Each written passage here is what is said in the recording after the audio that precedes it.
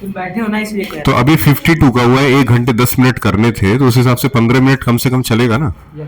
चलिए ठीक, और 15 मिनट में सिर्फ नोट्स ही लिखना है, ज्यादा कुछ नहीं करना।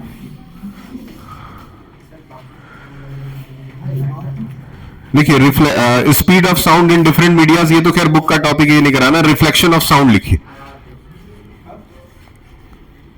रिफ्लेक्शन ऑफ साउंड बहुत इंपॉर्टेंट। लिखिए sound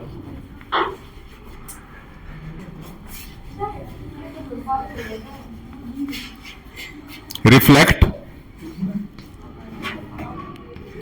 from one surface and travel backs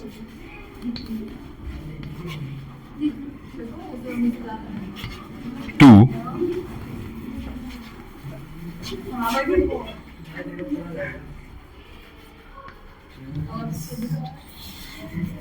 sound reflects from one surface and travel backs to another surface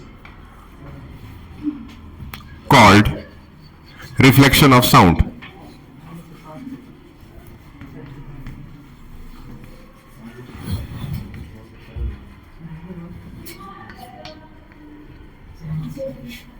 Reflection of sound is also called echo, याद रखिए, या reverberation.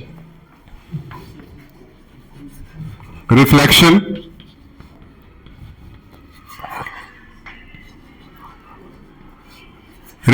of sound is also called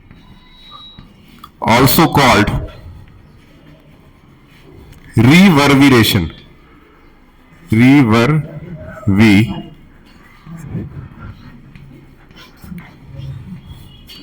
Reflection of sound is also called reverberation और echo, प्रखर जी, और eco, ठीक है। Reverberation of sound is also called, sorry, reflection of sound is also called reverberation और eco. और इको ही आपका last topic है, वही हम लोग को यहां पे समझना है। ऊपर का ये इरेज कर देते हैं, ठीक ठीक। जिस तरीके से लाइट रिफ्लेक्ट होता है वैसे साउंड को भी रिफ्लेक्ट किया जा सकता है। हम लोग क्या करेंगे, ये एक सरफेस मान लेते हैं और इधर से साउंड वेव जाता है और साउंड वेव जाकर के रिफ्लेक्ट होकर के दूसरे साइड जा सकता है, ठीक ठीक। इसी तरीके से जैसे कि लाइट का रिफ्लेक्शन होता था वैसे ही साउंड का भी रिफ्लेक्शन, साउंड वेव्स। इसको लिखेंगे स्मूथ सरफेस, सरफेस स्मूथ होना चाहिए, स्मूथ सरफेस। और यहां लिखेंगे रिफ्लेक्टेड साउंड, रिफ्लेक्टेड साउंड।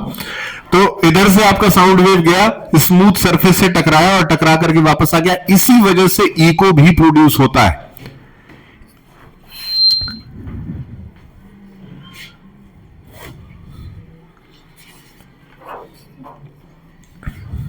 ठीक, इसके बाद से इको ही लिखना है।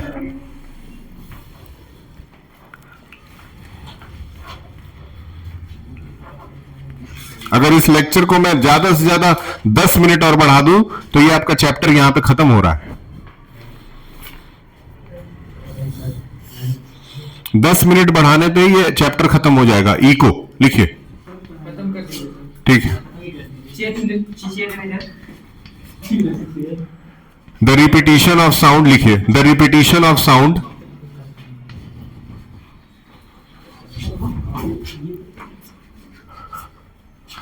आफ्टर स्ट्राइकिंग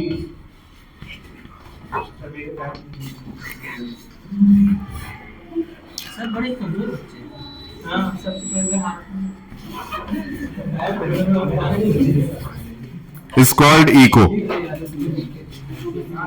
ये नोट करिए, फटाफट करेंगे, जल्दी चैप्टर हो जाएगा। अभी से ज्यादा नहीं। कितने समय का रिकॉर्डिंग हुआ ये? अजीम जी, आपकी तबीयत खराब थी? ठीक, नहीं नहीं नहीं, बैठिए।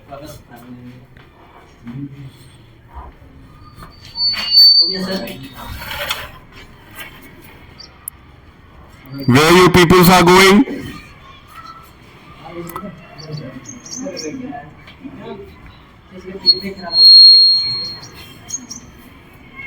कहां जा रहे हो तुम लोग? क्लास 7th कहां जा रहे हो? आउटपास कहां है?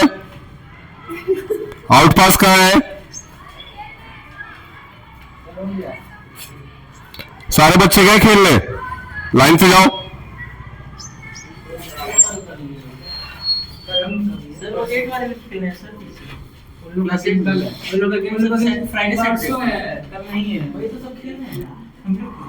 उनके टीचर ने अलाउड किया होगा।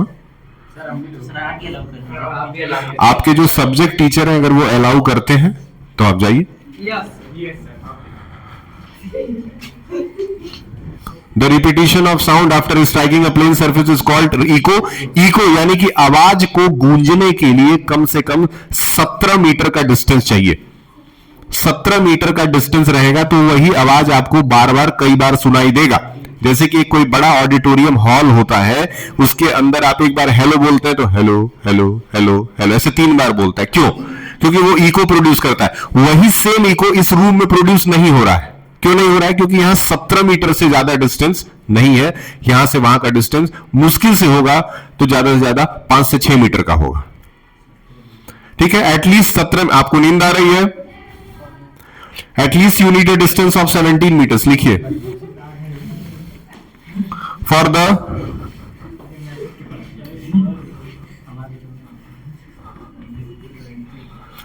the production of an echo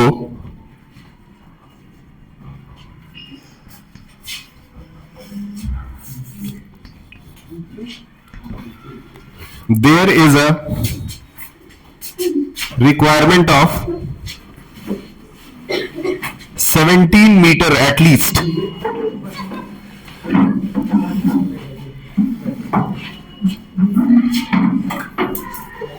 17 meter at least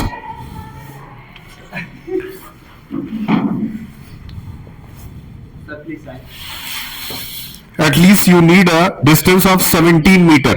याद रहे कम से कम 17 मीटर का डिस्टेंस होना चाहिए। और दूसरी चीज कि कम से कम speed of the sound 344 metre per second होना चाहिए। दूसरा चीज क्या होना चाहिए? Speed of sound, speed of sound कितना होना चाहिए? 344 मीटर पर सेकंड कम से कम स्पीड होना चाहिए। और टेम्परेचर 22 डिग्री होना चाहिए। ध्यान में रहे, इन तीनों पे सवाल एग्जाम में बन सकता है। टेम्परेचर कितना होना चाहिए? 22 डिग्री सेल्सियस के अगर आसपास टेम्परेचर है तो इको बनना ज्यादा आसान माना जाएगा इन कंपैरिजन टू बहुत ज्यादा अगर ठंड है या बहुत ज्यादा गर्मी है, दोनों में इको बनने में समस्या प्रोड्यूस होगी। ये ध्यान में रहे। अब इको पे आपका तुरंत एक न्यूमेरिकल आने वाला है, उसको तुरंत हम लोग क्रैक कर देंगे।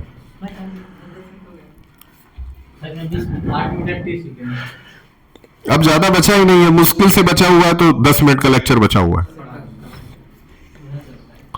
अब अभी पढ़ा देंगे तो फायदा ये होगा कि एक ही वीडियो में फिर आपका पूरा आ जाएगा, तो उससे थोड़ा स्कूल को भी फायदा होगा।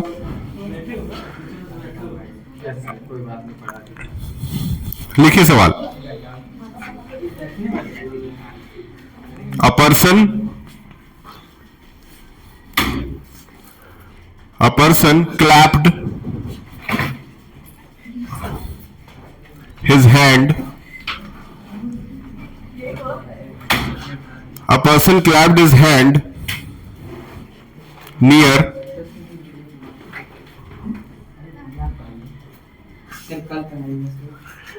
चलिए क्वेश्चन करा के छोड़ देते हैं। And heard the echo. ये क्वेश्चन करा करके छोड़ दे रहे हैं, बहुत मन से इस क्वेश्चन को सीख लीजिए, हो सकता है एग्जाम में आ जाए। चलिए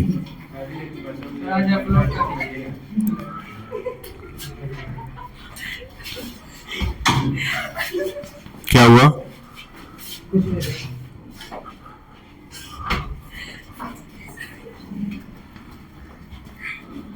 What is the distance of the cliff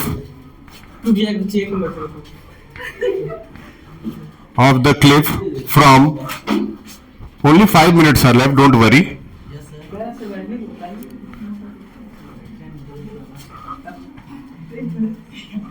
From the person, if the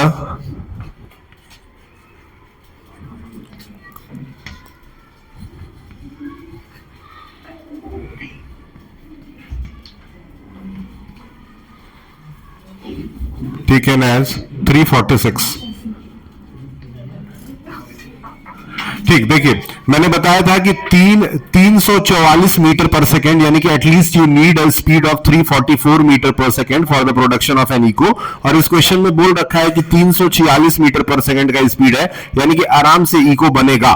ठीक, अब सवाल क्या है, कह रहा है कि एक a person clapped his hand near the Cliff.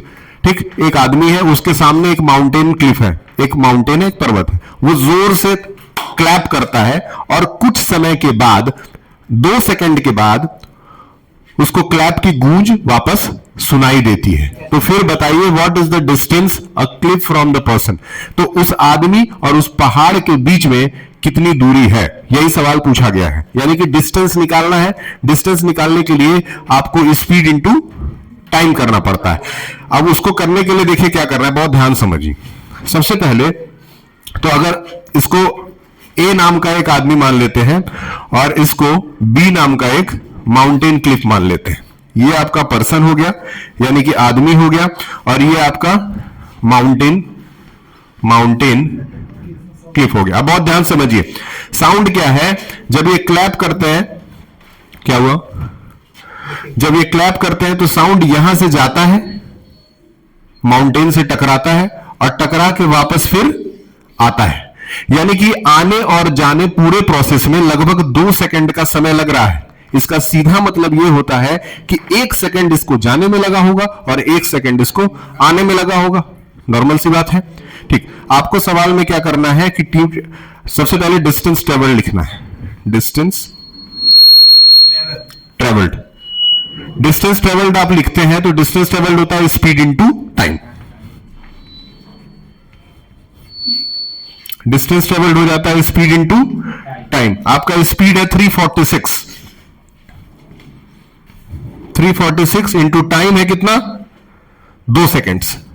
दोनों को मल्टीप्लाई करिए, 692। कितना, 692 मीटर।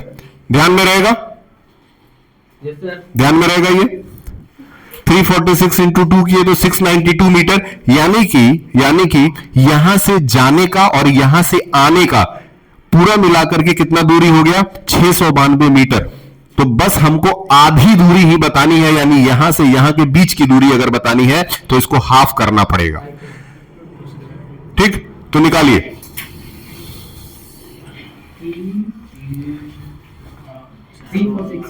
ये लिखिएगा जरूर, लास्ट लाइन है लेक्चर का।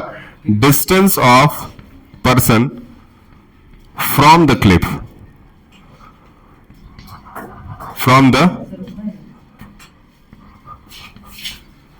Cliff is equal to 692 divided by 2, जो कि आ रहा है कितना, 346।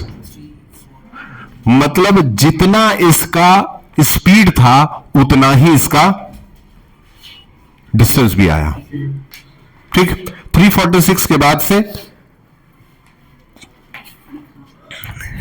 रिवर्बिरेशन और कुछ बहुत सिंपल चीजें हैं, अब लिखने वाला काम नहीं है, थोड़ा सा स्टेटमेंट है वो सुन लेना है आपको। रियरिंग हेंज, यानी कि हमको किस हर्ट्ज से किस हर्ट्ज तक, यानी कहां से कहां तक की फ्रीक्वेंसी सुनाई देती है, तो वो है 20 हर्ट्ज से 20,000 हर्ट्ज के बीच की फ्रीक्वेंसी एक ऑडिबल ईयर आराम से सुन सकता है, नॉर्मल आदमी सुन सकता है। इससे 20 हर्ट्ज से 20,000 हर्ट्ज तक का आराम से सुन सकता है। अगर 20 हर्ट्ज से कम है तो वो भी नहीं सुनाई देगा, और 20,000 हर्ट्ज से ज्यादा है तो वो भी नहीं सुनाई देगा। ध्यान में रहेगा, ये याद रहेगा।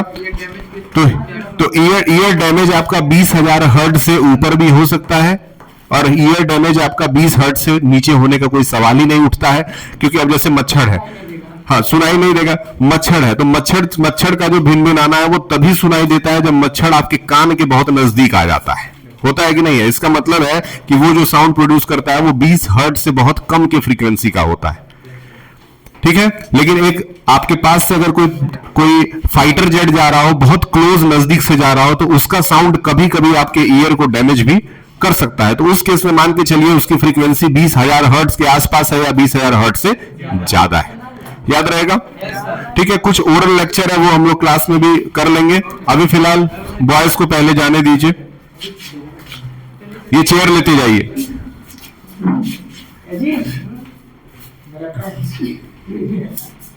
ठीक, जाइए आप लोग।